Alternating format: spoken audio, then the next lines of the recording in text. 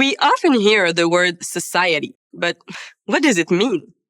In short, it's an organized group of individuals living in a defined territory who are bound by the same rules established by the authorities in place. In reality, a society is much more complex. To better understand, we can define society using the acronym ASPECT. Aspect as in the aspects that define a society, like the social aspect, the political aspect, the economic aspect, the cultural aspect, and the territorial aspect. The social aspect is very important because, above all, a society is a group of people living in an organized or structured way.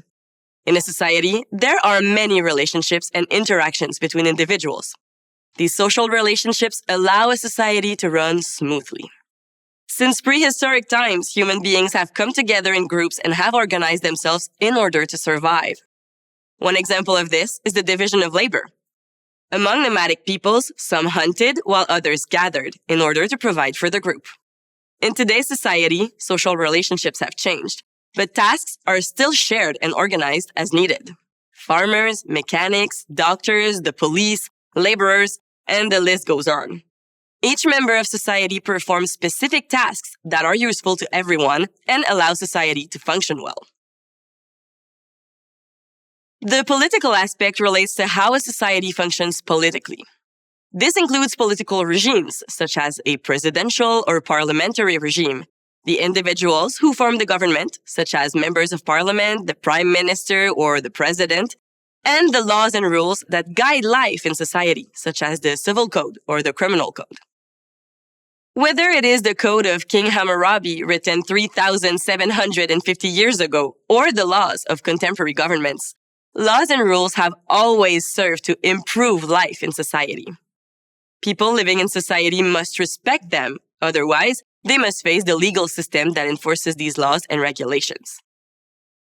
The economic aspect includes everything related to the production and consumption of goods, as well as services that can be offered thanks to tax collection. Activities such as forestry development or the processing of raw materials and commercial exchanges are also part of a society's economy. From the pottery produced by the first sedentary peoples to the production of smartphones, economies have always been present in society and have changed to adapt to the needs of the time. The cultural aspect of a society includes the languages spoken, the customs, the religions practiced, etc., as well as education and various art forms.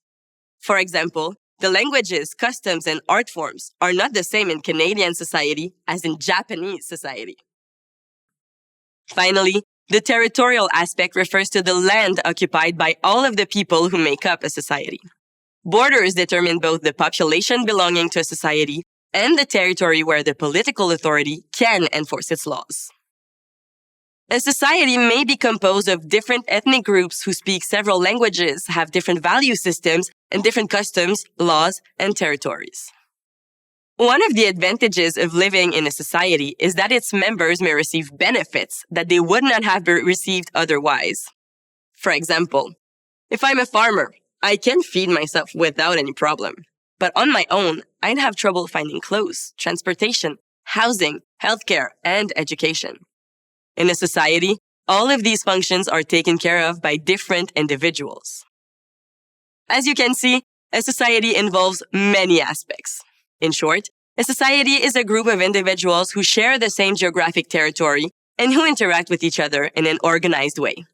They share languages, customs, and similar values. They are also bound by the same laws of the political authority that governs them. Finally, a society has an economic system that involves working with people and interacting with other societies.